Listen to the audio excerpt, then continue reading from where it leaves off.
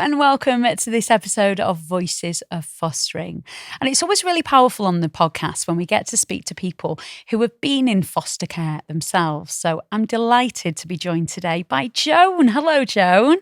Hello, how are you? I'm all right. How are you? Yeah, really good, thanks. Oh, it's so lovely to speak to you, and thank you so much for agreeing to come on the podcast. So you've talked quite a lot in the media recently about your past and your upbringing. For anybody who's not aware, can you tell us, Joan, about what happened to you when you were a baby and your upbringing? Basically, I just knew that I was left at the hospital for a couple of weeks, and the hospital looked after me and fed me and named me. And then I went out into foster care. I think it was just over 2 weeks. So that's all I knew, as growing up, what had happened to me. So, yeah. Yeah, so this was back in 1946, wasn't it? And you were placed with a wonderful foster mother, weren't you? So can you tell us about her?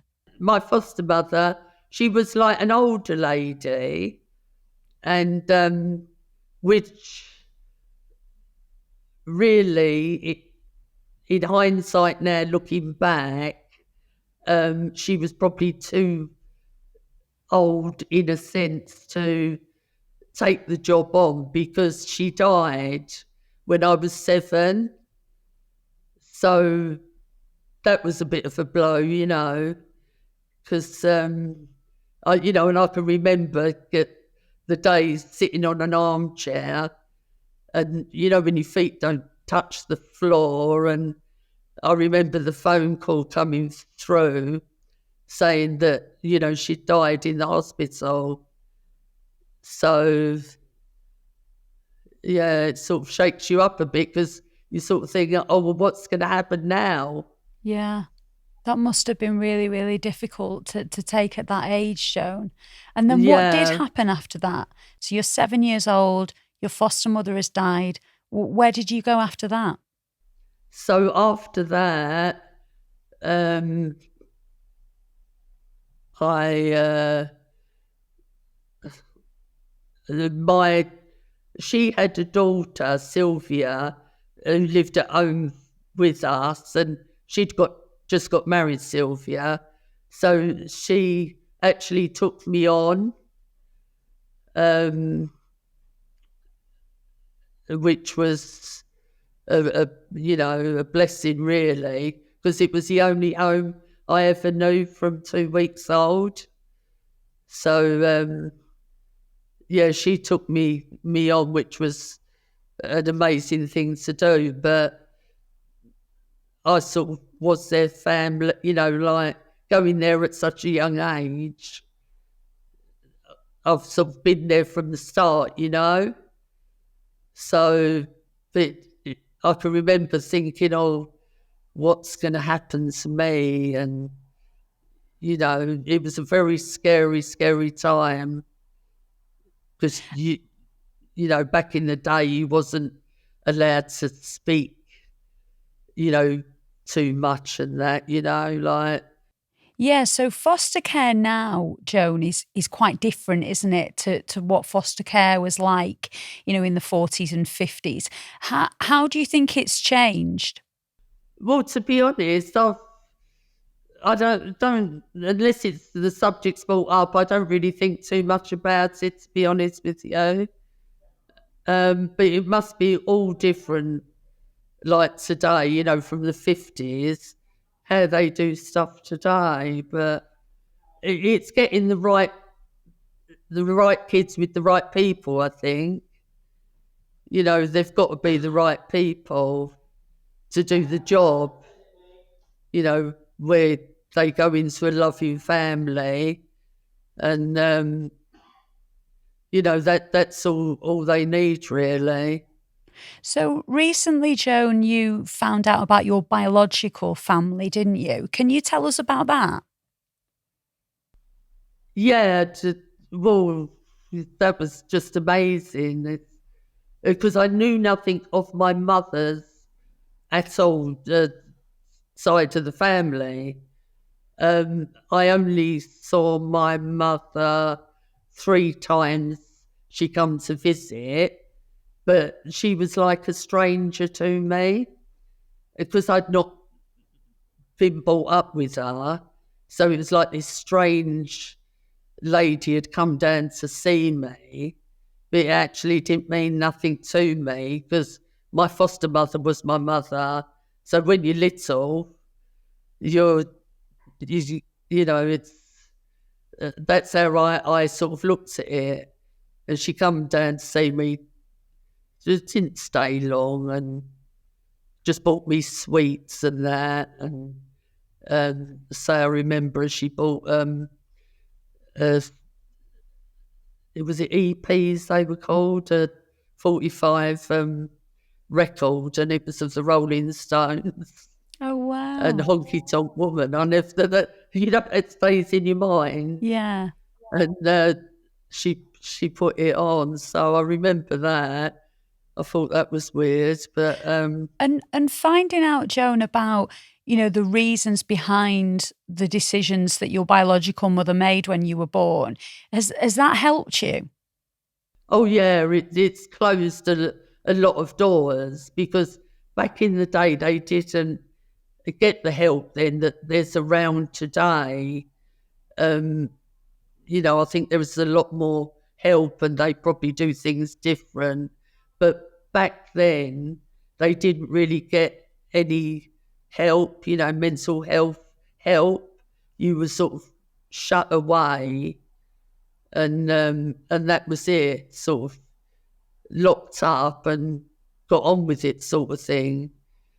But knowing what, like, her parents didn't probably have the space for my mum and what have you, so it was just so different back then, wasn't it? Yeah, there was a lot more stigma, wasn't there, Joan, really, around things like mental health and also things like foster care. It wasn't as openly spoken about and understood as it is now. That's it. It's And how has growing up in foster care and the experiences that you've been through yourself, how has that affected you as a mother? Has it positively affected the way you brought Gemma up? Yeah. Yeah, it's made me who I am today. Yeah. It was the best thing that could happen to me. I'm one of the lucky ones. And it's the best thing that could have happened. And because it shaped me into the person I am. And I wanted things to be so different for my own 2 children. I wanted them to have, a loving family and be there for them all the time, cook them lovely dinners, everything. I loved being a mother. Loved it. Loved washing, loved ironing, cooking. All what went with being a mum, I loved it all. Yeah. So I enjoyed it. And it's definitely moulded me who I am today as a person. Yeah, so obviously you have 2 children, and obviously we all know who Gemma is. Tell us about, what it was like to see your daughter, become such a big celebrity. What was that like for you? Well, I always knew that Gemma was going to be famous, actually. Oh, really? She was so different. Yeah. From the age of 5, she was going to be famous, and that was it. But she was so different to every other child. And, she's literally done everything, Gemma. So I used to take her everywhere, do everything. She's done the lot. And, it's just been unbelievable, really. You could spot Gemma You know, I might be standing outside Selfridges, say as an instance, and I'd look down the road thinking, where is she? I was meeting her outside, obviously, and there's thousands of people. And then you could see her walking towards me out of thousands of people. I mean, who would spot? You wouldn't spot anyone in a loads of crowded, you know, streets, sort of. But she always had this presence, Gemma, that you would spot her a mile away, you know.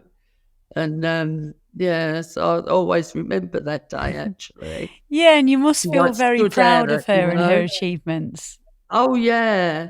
I'm really proud. I'm proud of both my children. Yeah, they've both been on TV, both done their bits and bobs, and they've just loved it, you know. They've both been brought up going to, like, drama schools and that. Yeah. It's actually every day gets a drama with us. So something And always happens. Joan, can You you know, when tell you us? could have the cameras on you all day. Yeah, so can you tell us what Towie was like, and were you involved much in Towie? Oh, yeah, I was in Towie for 8 years. Yeah, Because Gemma went in the second series, and then I went in the third series. I didn't want to. I preferred cooking for the crew and making tea and that sort of thing. yeah. But I got roped into it, so I was in it for the rest of the time.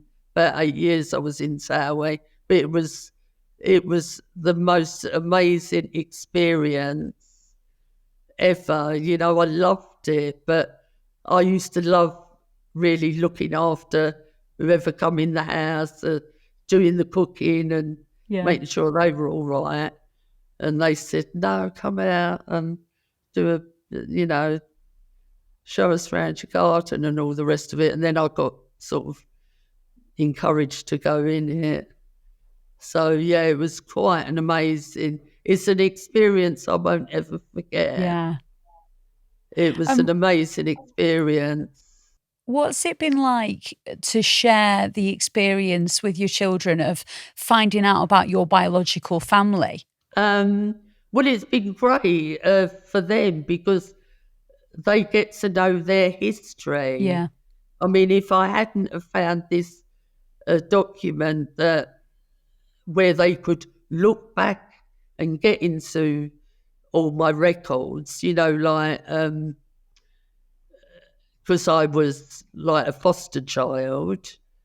So this piece of document held the key to everything, you know, and so they could find out everything. But the kids get to know their history, where they come from, and like we actually come from the worst street in Spitalfields, which was back in the day Dalston Street, and it was the worst street in the country. You know, Jack the Ripper lived there. You know, he might have even been our neighbour, who knows?